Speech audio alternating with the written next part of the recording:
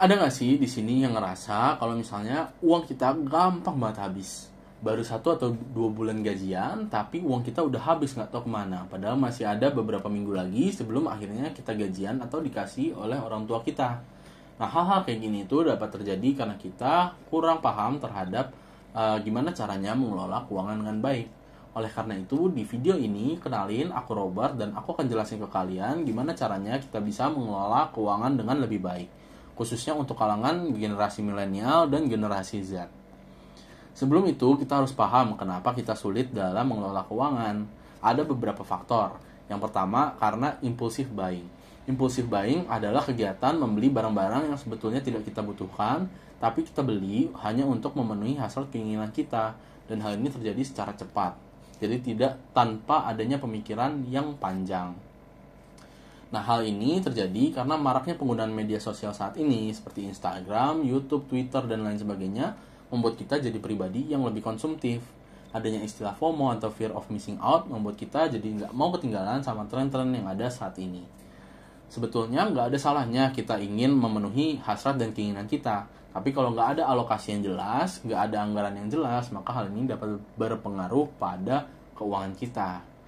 Nah, yang kedua ada kebiasaan berhutang. Nah, tren pinjol atau pinjaman online dan juga pay letter itu membuat kita kalangan muda menjadi pribadi yang lebih boros karena gampang untuk mengeluarkan uang. Mereka beranggapan, oh ya udah, kalau kita nggak punya uang saat ini, kita pinjam pay letter, kita gunakan dan akan kita bayarkan pay letter atau pinjol itu dengan uang gaji kita di akhir bulan nanti. Nah, sebetulnya prinsip ini tuh sama dengan kartu kredit. Tapi bedanya di kartu kredit, pengguna kartu kredit sudah dilakukan assessment oleh bank apakah mereka ini eligible atau tidak, sesuai dengan kriteria bank atau tidak. Biasanya yang dilihat adalah berapa gaji mereka dan gimana spending behavior mereka. Kalau gaji mereka dapat menutupi kebiasaan pengeluaran mereka sehari-hari, maka bank itu lebih akan mempertimbangkan memberi izin kepada mereka. Nah, tapi hal ini nggak terjadi di pinjol dan juga pay letter. Semua orang boleh meminjam di sana. Nah, hal ini dapat berdampak ketika orang yang tidak kompeten meminjam di aplikasi tersebut. Di mana ketika mereka gagal bayar, maka mereka akan dikenakan denda. Mereka harus membayarkan denda beserta dengan bunga-bunga yang biasanya bunganya itu lebih besar dibandingkan dengan bank-bank lainnya. Nah, ini sangat berdampak pada keuangan kita.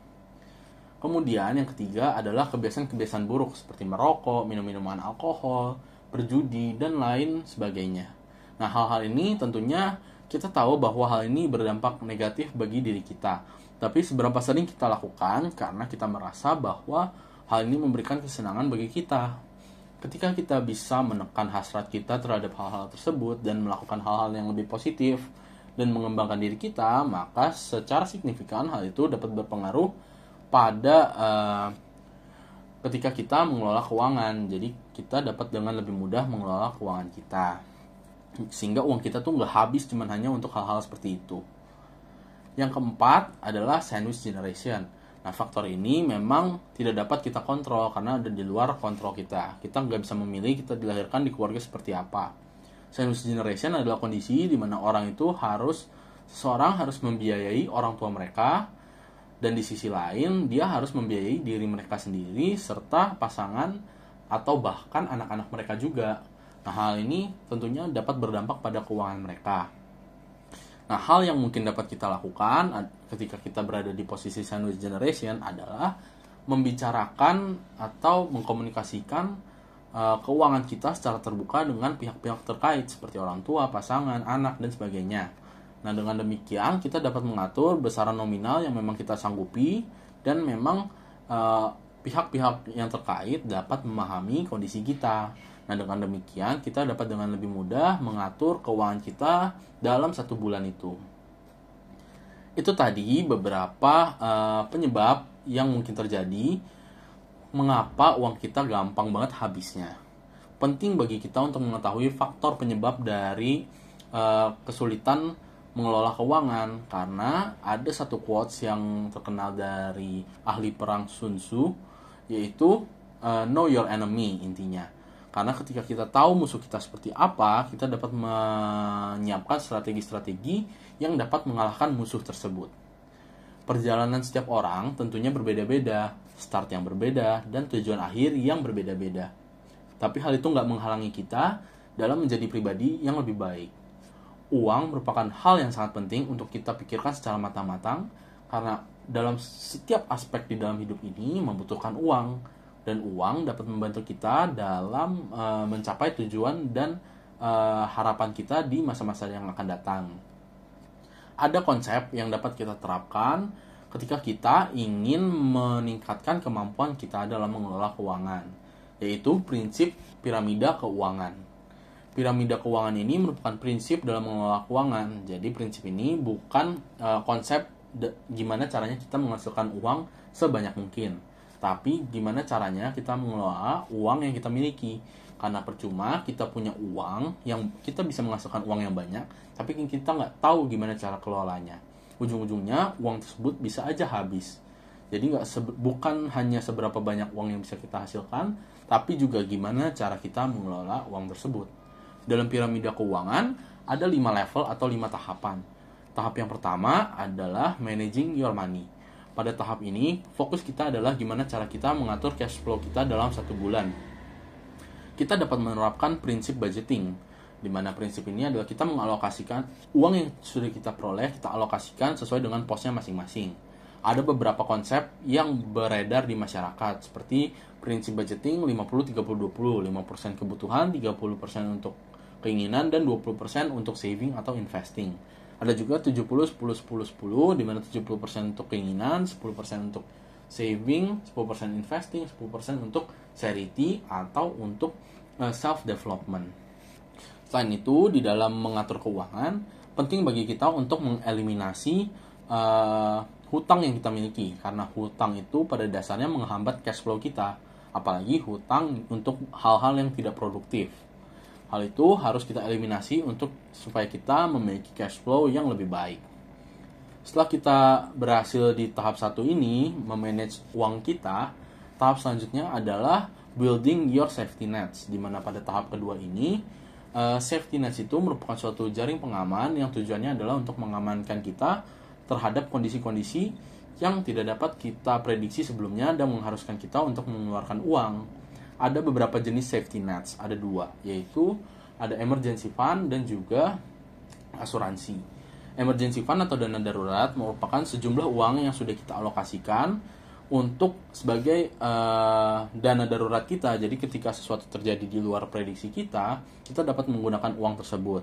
Contohnya, ketika kita di PHK, maka akan ada rentang di mana kita menganggur.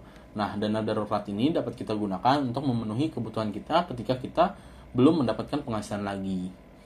Biasanya jumlah dari emergency fund ini tergantung dari masing-masing orang, tapi berada di kisaran 3-6 bulan dari gaji kita. 3-6 bulan gaji kita, gaji bulanan. Nah, selanjutnya itu ada asuransi. Asuransi ini adalah layanan proteksi finansial terhadap resiko yang memang nggak bisa kita ketahui seberapa besar resikonya.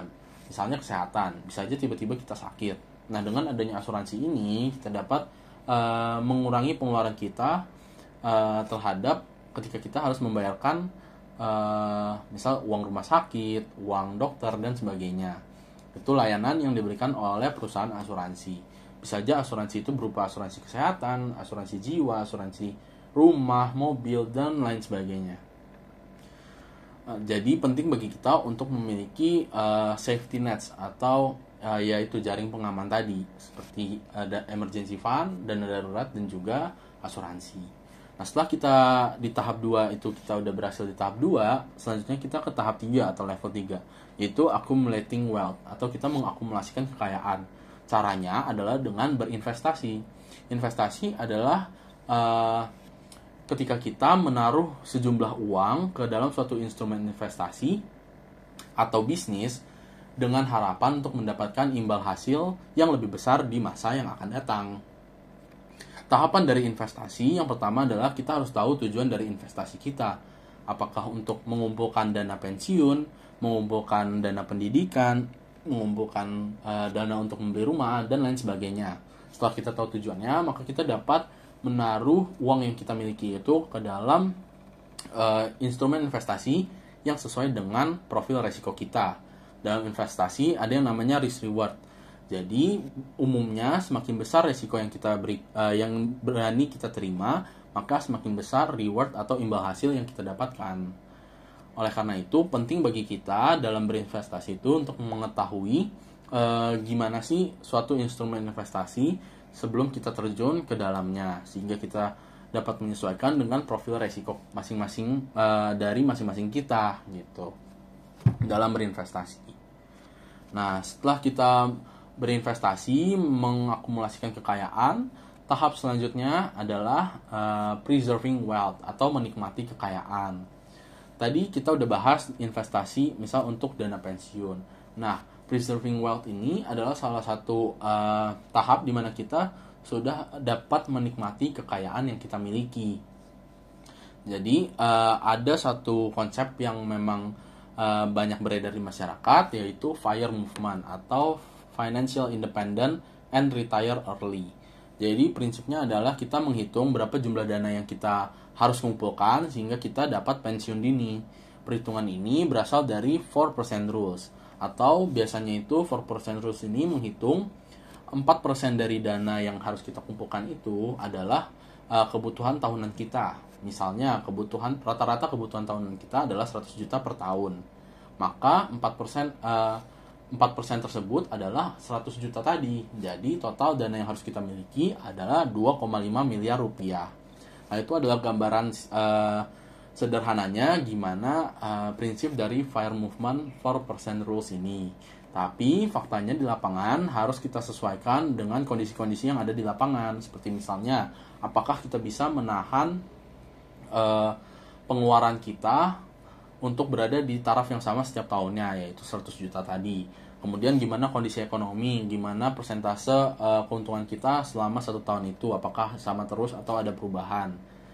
Hal ini tuh menggunakan asumsi bahwa persentase keuntungan kita adalah 7-8%, di mana 4% yang kita ambil, dan 3-4% sisanya adalah untuk melawan inflasi yang ada di suatu negara. Karena dengan anggapan bahwa 3-4% ini adalah inflasi di suatu negara gitu. Kemudian tahap selanjutnya, ketika kita sudah sampai di tahap ini, tahap 4, kita ya udah bisa independen secara finansial dan finansial kita udah stable. Tapi setelah dari tahap 4 ini, kita lanjut ke tahap yang kelima, yaitu living a legacy. Nah, di living a legacy, di tahap ini tuh kita udah settle secara keuangan, udah financial stable. Jadi kita nggak terlalu mementingkan keuangan yang kita miliki. Kita lebih fokus pada gimana caranya kita dapat memberikan dampak bagi orang-orang di sekitar kita. Giving to others. Bisa aja dengan memberikan legacy, memberikan warisan kepada anak cucu kita, atau bahkan kepada orang-orang di sekitar kita. Seperti misalnya membangun bisnis yang settle, kemudian membangun panti asuhan, dan lain sebagainya. Itu tadi 5 tahap atau 5 level dari piramida keuangan. Dalam mengimplementasikan piramida keuangan ini tentunya berbeda-beda di masing-masing orang. Masing-masing orang punya perjalanan hidupnya masing-masing. Prinsip dari piramida keuangan ini lebih pada gimana mengelola keuangan. Tapi memang kita tidak bisa mengabaikan fakta bahwa kita memang harus menghasilkan uang sebanyak mungkin untuk dapat lebih mudah secara finansial. Setiap orang pasti menginginkan financial stable dan financial independence itu. Jadi semoga kita kalangan muda lebih dimudahkan dalam mencapai tujuan-tujuan kita di masa depan. Dan sekian mungkin video untuk kali ini, semoga bermanfaat. Bye.